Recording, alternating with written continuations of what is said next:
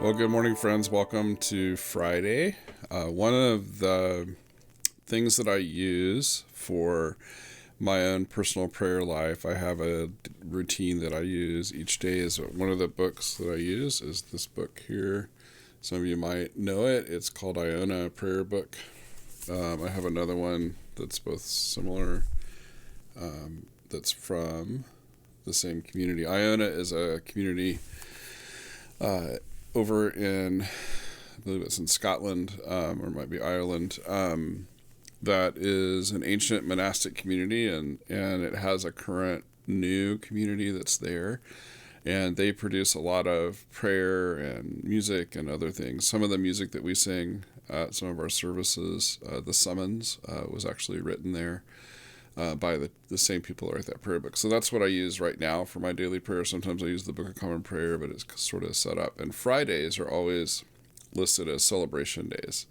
So it's the end of the work week, the beginning of the weekend, and not a thank God it's Friday thing, but sort of a sense of spiritual celebration. And one of those things is to think about gratitude on Friday and giving thanks for the week and for all the gifts that God gives us. I've spent some time with some different people through the week, kind of talking through spiritual crisis and spiritual difficulties, and I'm always honored when someone is willing to share things with me, but also just the hard, difficult paths that many of us are on, and the things that we're walking through, and it can feel like a desert or a barren field at times where maybe we're not able to really connect deeply with God, or we're not sure, and that can be some of the reality. I remember I grew up around Wichita, Kansas, in a community called El Dorado, which is right kind of where the Flint Hills starts, and it's a little bit prairie, a little bit Flint Hills, a little bit sort of just right in that area. And I always thought it was terribly boring. The landscape was boring, things like that. It was sort of something that I didn't always think was as vital. In fact, I thought it was pretty barren. And a friend of mine who was a very spiritual person came one time, and they were from a different part of the country. They lived in New York and came here and just excited to see the prairie, excited to get in the Flint Hills, excited to see the beauty. And he said, when you get out there, he said, you have to look small to see the beauty.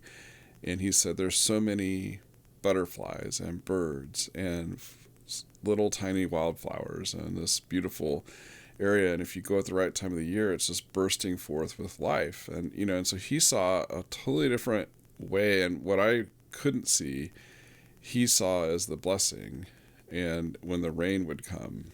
And I know I have friends who live in the desert, and they talk about the joy that comes when a good heavy rain comes in the desert and the desert flowers bloom, and you see something new and something you didn't see before. And I think part of the prayer life is about finding that or seeing it. And I remember another person that I knew when I was in college loved to dry flowers. And one time, this is all about the same time, we went out and I got to go on a little venture with this person, and we went out throughout the Flint Hills gathering flowers to be dried. And I had no idea just how many varieties and what worked and what didn't work and ways you had to do it. And there was, and you start to find all this beauty and all this creation in the midst of what you think is barrenness and emptiness and brokenness. One of the prayers that comes up in that prayer book that I was talking about on Fridays is from the Taizé community, and it's this little prayer. Come and bathe us in your confidence, O Lord, so that even our inner deserts burst into flowers. Come and bathe us in your confidence, Lord, so that even our inner deserts burst into flowers.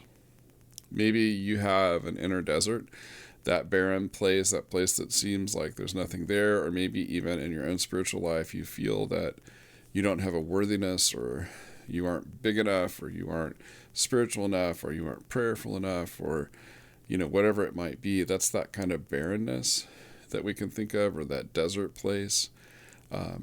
And sometimes we have to let God reign, or as in the words of the prayer, we have to have the bathing of God's confidence. I just love that term. That our inner desert bursts forth in flowers, and we can see the goodness that God is moving, even in the times when we think God isn't there, or when God seems distant or far away. I hope you can find something to celebrate today, something to give gratefulness to God for, and also that you can find in the deserts in your life those flowers that are God's blessings bursting forth. Have a great weekend, and we'll see you soon.